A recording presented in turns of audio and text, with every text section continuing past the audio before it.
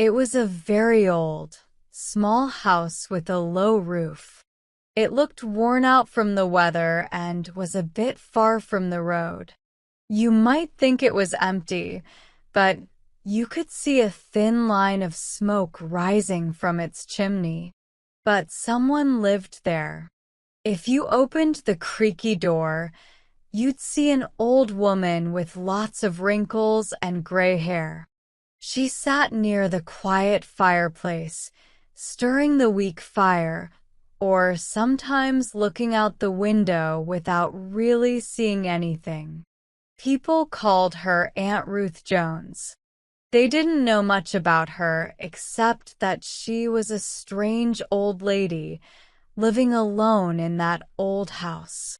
She got the house and a small farm next to it when her parents died about 30 years ago. At first, people were curious about the new person living there. They found a tall, thin woman who was around 34 years old. She didn't talk much, was shy, and seemed distant. Some thought she was proud, while others said she had faced a lot of disappointments in life. But no one could get her to share her story, so eventually people stopped bothering her and she and her old house were left alone. Over the years, things changed in the house.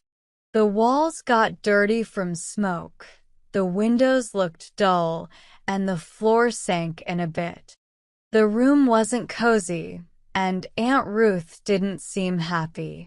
Some people become small-minded and unhappy when they're alone, and she was like that. Being away from other people made her heart and mind narrow and hard. No one was there to share her happiness or sadness, and no one really cared. Every day, Aunt Ruth did the same things: chores around the house, sewing, or making things out of straw. Sometimes, she walked to the village store to buy what she needed. Seeing the happy girls in the village with their nice clothes and lively homes made Aunt Ruth feel even lonelier. She was always relieved to get back to her quiet home, where the cats were happy to see her. The old cow, Brindle, recognized her footsteps and eagerly waited for corn or leftover food. The hens hardly moved when she approached. They were used to her and happily pecked at their food. Taking care of these animals was like having company for Aunt Ruth. On cold mornings, she watched them eating while she still hadn't eaten her own breakfast, and her fingers and toes felt frozen. Even though no one lived with her, sometimes a bright presence visited her in the dim house, a child's voice full of questions and sweet laughter. It was Bessie Lane. One rainy June day, when she was on her way to school, she ran to Aunt Ruth's house for shelter. Since then, the cheerful little girl with blonde hair and clear eyes often visited Aunt Ruth to chat.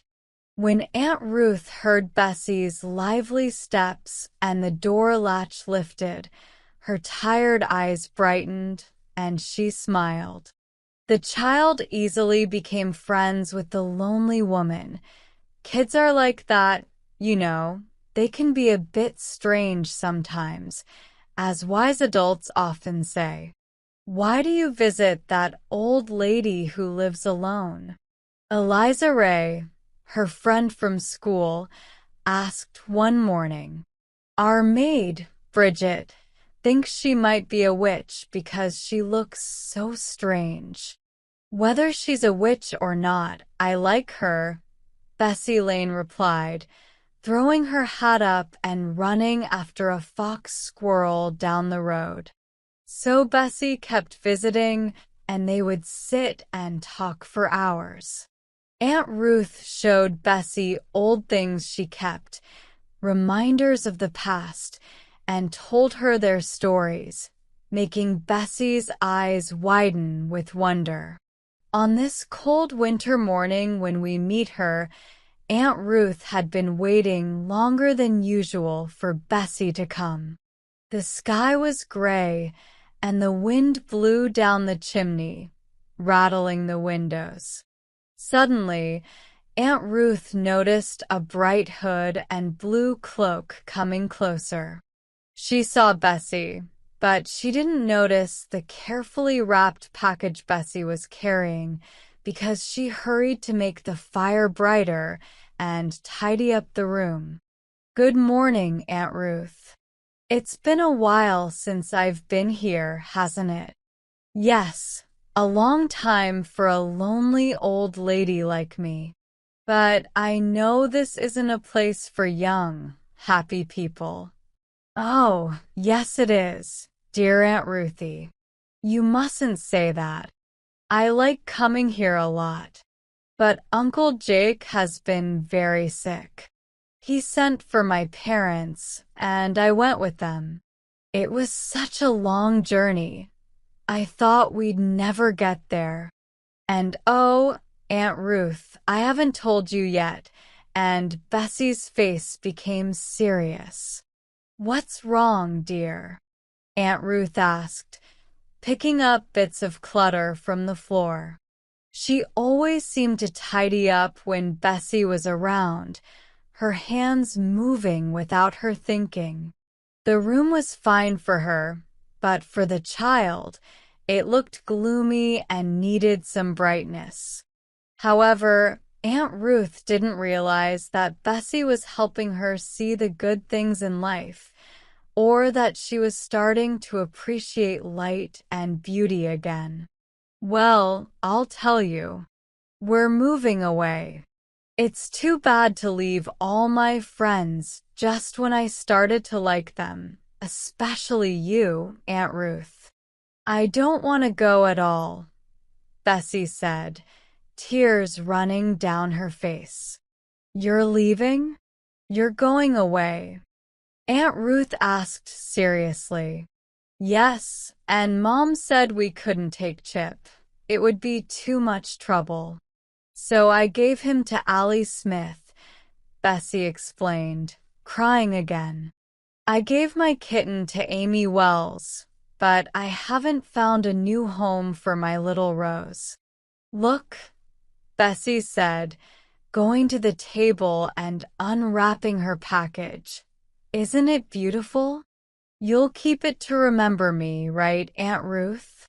The tiny flowers were in full bloom, seeming to give a blessing to the old woman. "Yes, yes, dear, I'll keep your rose safe," Aunt Ruth promised. The little plant seemed to distract her thoughts, and she began talking to herself absent-mindedly. Then, remembering what she was thinking, she said, "So you're leaving, and you'll forget about poor Aunt Ruth with so many new friends." "Well, that's natural." "No, I won't forget you," Bessie said, giving Aunt Ruth a big hug. "And I'll come to visit you sometime." They talked for a while longer, but eventually, Bessie said goodbye to Aunt Ruth and her special Rose, and she left like a cheerful ray of sunshine. After Bessie left, the shadows seemed to return to the old house. But when Aunt Ruth looked at the little flower, she made a space for it in the warmest corner, thinking to herself, "I used to carry roses like this to the old church in Amston when I was no older than Bessie. It feels like yesterday, but it's been a long time. Maybe if I did things like that again, it wouldn't feel so dark and lonely. I'll put the rose here by the south window, so if the child ever comes, she'll see it from the gate." Bringing a small pine stand, she carefully placed the plant on it. As she did, She noticed the window looked unusually dirty. "Oh my, it's never been this dirty before," Aunt Ruth exclaimed. She felt a burst of energy and cleaned the glass until it sparkled. But then she realized the old curtain looked even dingier next to the clean window. She took it down and replaced it with a finer one from her drawer. The next morning, as she sat alone eating her breakfast, Aunt Ruth turned her chair to face the window and her rose. The sun was shining, and its rays lit up the room, revealing cobwebs on the opposite wall. She decided to sweep away the cobwebs that day, wash the other window, and clean the floor. The old house hadn't been so tidy and cheerful in many years. Later in the week, she went to the village, wearing a darker dress instead of her usual one with a yellow flower pattern. Somehow, she didn't feel as bothered by the bright dresses and curious looks as she usually did. She even exchanged friendly greetings with a neighbor she hadn't spoken to in a year. A strange feeling came over her, a feeling that she was part of the larger human family after all. The icy wall of loneliness around her heart started to melt just a little. After finishing her shopping, she decided to take a different route home. This path went by a church. Although it was still early, the church was lit up, and a few people had gathered for prayer before the regular service. They were singing now, and Aunt Ruth stopped in her tracks as she heard a clear, triumphant voice singing out, plunged in a gulf of dark despair. Mesmerized, Aunt Ruth listened to the song until it ended, not moving until a group of people passed by. Slowly walking on, she found herself talking to herself again. "Oh, Ruth Jones, where are you? I used to sing that song too, in the same old church where I brought the roses, but it was years later. I used to pray too. I wonder if God would still listen to me now." That night, and for many nights after, she couldn't sleep. The words of the song kept echoing in her mind, bringing back old memories and feelings until her innermost self was stirred. In her darkness, she reached out, weakly, for the old ways, and the good spirit gently guided her back to the light. I can't tell you every step of her journey, but I know that gradually, surely, the darkness faded and the peace of mind shone upon her soul. She went to the church where the song had stopped her that night and listened to the words of life. Her life became a blessing. She became kinder, wiser, and more caring. The sick and needy were happy to see her, and children ran to greet her. And did Bessie Lane ever come back? Yes, when June came again, the little figure once more stopped at the gate. But the blue-eyed girl looked around in confusion.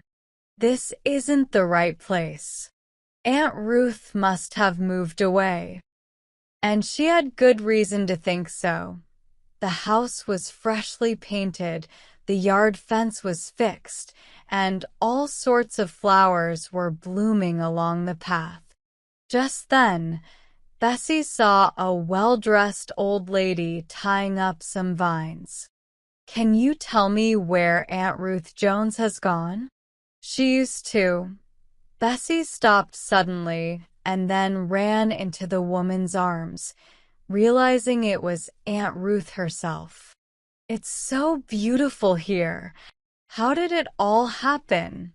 the excited child exclaimed. Aunt Ruth smiled warmly and, taking Bessie's hand, led her into the neat, cheerful room and up to the south window, where the carefully cared-for rose was blooming with beauty and fragrance. Bessie was overjoyed to see the rose, but Aunt Ruth gently sat her down and explained how it all happened, how the little flower had first stirred memories of the past in her heart, how the sacred song had kept her awake, and, finally, how God's gentle spirit had guided her back to a path of peace and happiness.